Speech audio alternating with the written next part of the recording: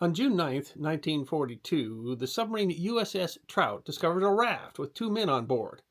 It was an interesting coda to a battle that represented a turning point in the war in the Pacific. The Battle of Midway represented a significant loss for the Japanese Navy and a measure of revenge for the United States Navy in the sinking of 4 Japanese aircraft carriers. But there is another story of the battle that, well, didn't make it into the movies, but deserves to be remembered.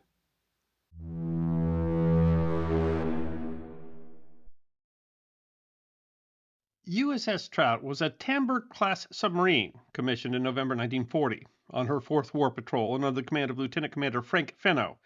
Trout was assigned to Task Group 7.1, the Midway Patrol Group, one of 9 submarines sent west of Midway Island to screen the island during the battle. Late on June 8th, the day after the battle had ended, Trout received orders to search an area where action had occurred and a large oil slick had been identified by aircraft, and salvage any identifying wreckage. Trout reached the area at 12:20, where the boat entered a large oil slick and searched for wreckage. Fenno reported finding the bow section of a ship's boat, 1 swab, 1 charred piece of wood, and a sample of oil. But that wasn't all that they found. Trout found what appeared to be a large wooden hatch cover, which was too large for recovery and bore no identifying markings, but which did have 2 men aboard, sailors of the Japanese Navy. Recognizing the intelligence opportunity that came with the 2 prisoners, Fenno was quickly ordered to proceed directly to Pearl Harbor. The 2 men were, the Naval History and Heritage Command explains, Katoshichi Yoshida, a chief radio man, and Kenichi Ishikawa, third-class fireman, both from the Japanese cruiser Mikuma. Mikuma was a Mogami-class heavy cruiser. Gordon Prang, a professor of history at the University of Maryland, wrote in his 1982 book Miracle at Midway, "These magnificent vessels averaged 11,200 tons. They bristled with 10 8-inch guns, carried 12 torpedoes and triple mounts above the water, and could show a clean wake to any ship in the Imperial Navy." The loss that had left Yoshida and Ishikawa stranded was not only a lesser-known subplot of the Battle of Midway, but an illustration of the challenges faced by both the Allies and the Japanese in the vast war in the Pacific. The World War II database explains that the Mogami class had been designed within the limits of the Second London Naval Treaty, but the Japanese, already planning to leave the treaty, designed the class specifically with the potential to upgrade beyond the treaty limits, notably switching their triple 6-inch gun turrets for dual 8-inch gun turrets. There were 4 ships of the class, and as the Battle of Midway approached, all 4 had been assigned to Cruiser Division 7, under the command of Rear Admiral Takeo Kurita. The Japanese plan was to occupy Midway Island on June 6th. The post-war The Campaigns of the Pacific War United States Strategic Bombing Survey, Pacific, argued that the Japanese were aware of the fact that all available United States carrier strength had been present in the distant Coral Sea only 3 weeks before, and assumed that it was time to strike. A Japanese assessment concluded, "He is paying singular attention to the Australian area. The time is ripe to strike at Midway and the Aleutians." Interestingly, the survey, first published in 1946, was still unaware that the Office of Naval Intelligence had deciphered the Japanese naval codes, writing merely that the United States forces to counter such an attack were relatively weak, but the Japanese intentions were suspected by the United States command. The survey described the U.S. plan. Naval losses sustained at Pearl Harbor and in the Battle of the Coral Sea had not been replaced. In view of this deficiency, it was decided not to commit the United States surface vessels, but instead to reduce the strength of the Japanese fleet through attrition prior to its arrival at the objective, by means of long-range air attack from the 3 carriers then steaming at top speed from the Coral Sea towards Midway. In addition, the local defenses of Midway were strengthened, a submarine cordon was established, and Marine aircraft squadrons and long-range Army and Navy search planes were concentrated at Midway. While the mobile strike force, including 4 fleet carriers, all of which had participated in the attack on Pearl Harbor, and a large support force and screening force of surface ships, tasked with destroying Midway's defenses, has been the focus of the most popular descriptions of the battle, there were many other Japanese forces involved, including a powerful main force of battleships commanded by Admiral Isakuro Yamamoto, Commander-in-Chief of the combined fleet and in overall command of the operation. They were in hopes of a decisive engagement in which he could destroy the American fleet. The goal was to occupy Midway Island, thus there was an occupation force under the command of Rear Admiral Reizo Tanaka, including transports carrying some 3,200 Special Navy Landing Force troops and an additional 2,000-man Army Amphibious Force. The occupation force was to be escorted by a support force of 2 destroyers of the 2nd Destroyer Squadron and the 4 cruisers of the 7th Cruiser Division, commanded by Rear Admiral Takeo Kurita. The cruisers were all four of the Mogami class, Kurita's flagship Kumano, and Suzuya, Mogami, and Mikuma. The group also included two destroyers, the Asahi and the Arashio, and the oiler Nissei Maru. Prang writes that the cruisers were sailing parallel to and about 40 miles southwest of the transports. The Japanese were confident of victory. Prang notes that Vice Admiral Shiyoshi Miwa, in charge of the shipbuilding command, fretted that the Americans wouldn't have enough ships for the Imperial Navy to launch a major decisive battle. Indecisive air attacks occurred on the 3rd, but the part of the battle you see in the movies occurred on June 4th. Japanese planes first attacked the island, but American planes found and attacked the Japanese fleet carriers Kaga, Soryu, and Akagi while they were vulnerable, devastating all three in a period of less than half an hour. Later that day, the 4th carrier, Hiryu, was also found and damaged beyond repair. 3 would sink by morning.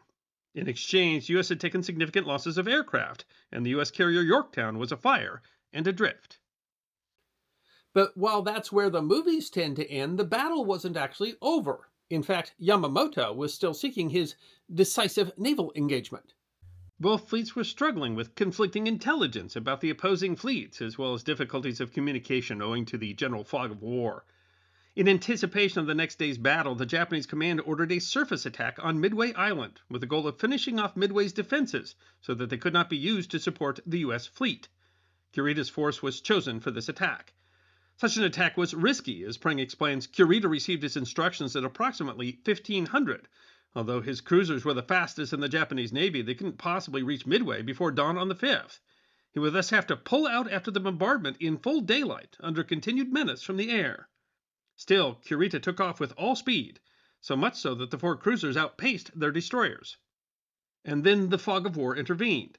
Prang writes, deciding that Kurita could not possibly carry out the mission on schedule, at 0:20 Yamamoto canceled the bombardment. But the message was missent. For reasons that are unclear, the message was sent instead to the commander of Cruiser Division 8, with the mobile force, rather than Kurita's Cruiser Division 7. The message would not reach Kurita for hours. Prang writes, receipt of this message at the intended time would have spared the Japanese another tragedy and correspondingly cut down on the American measure of victory. The submarine USS Tamber sighted Kurita's ships around 2:30 in the morning, although the report was unclear. The submarine skipper couldn't tell in the dark whether the ships he saw on the horizon were friend or foe, and Prang explains, at this time the Pacific Fleet was so organized that submarine skippers were not under the task force commanders, but reported directly to the commander submarine forces, who in turn fed the information to headquarters SyncPack, which coordinated the messages.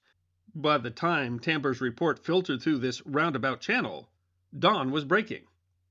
Had Kurita received his orders in a timely manner, his force could have safely retreated, but by the time he received the recall order, Kurita had taken his force within 90 miles of the island. Prang describes the reaction of Kurita's officers to the order to turn back. The cruiser's officers and men had been so keyed up in anticipation of a daredevil attack upon the island, so some experienced relief from tension. However, a few officers expressed regret at having to abandon the attempt after coming so far. But they quickly had more reason for tension. A lookout aboard Kumano sighted Tamber's silhouette, which then turned out to be a disaster for Kurita. Prang explains, scarcely had they altered course that Kumano spotted Tamber, and Kurita hastily ordered a 45 turn to port to avoid any torpedoes. The signal Aka, Aka, meaning red, red, flashed from Kumano to Suzuya, and from Suzuya to Mikuma. The maneuver was a tricky one, and Kurita's heavy cruisers had no experience in this movement at night. When the crude signal from the dim light reached Mogami, last of the cruisers in line, Mikuma loomed directly ahead of her sister ship. The website Pacific Eagles explains, Mikuma, third in line, made a 90-degree turn instead of a 45-degree turn as ordered. Mogami, last in line, turned 45 degrees as ordered, but soon the shape of the Mikuma loomed in the darkness ahead, too late for any kind of evasive maneuver. Mogami rammed her sister just after the bridge, puncturing Mikuma's oil tanks and causing fuel oil to leak into the sea. Mogami was severely damaged. Its bow bent nearly 90 degrees, significantly affecting both speed and steering, although she was still seaworthy. Prang explains that Mikuma's relatively slight damage didn't significantly cut her speed, but the collision punctured one of the main storage tanks on the port side.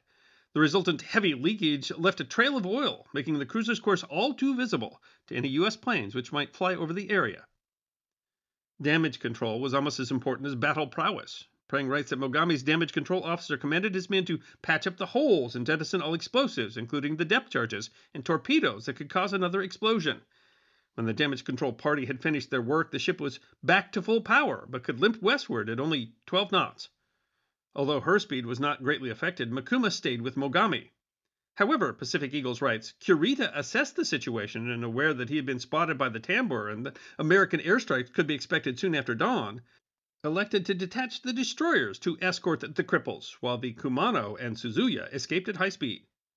The two cruisers, along with two destroyers, were crawling along, leaving a slick of oil in their wake, and the Americans were on their trail.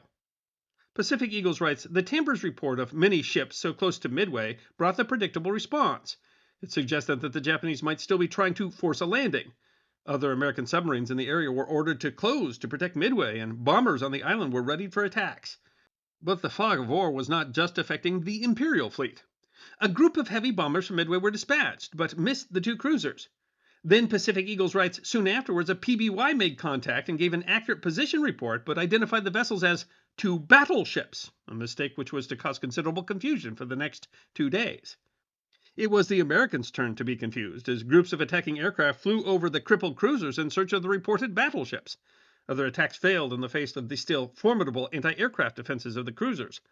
A final opportunity was lost as an American plane had spotted a burning aircraft carrier. The last planes of the day were sent after the carrier, which turns out to have been the abandoned and burning Hiryu, which sank on its own before the planes could arrive. Against all odds, the stricken cruisers, crawling along and leaving a trail of oil behind, survived the 5th.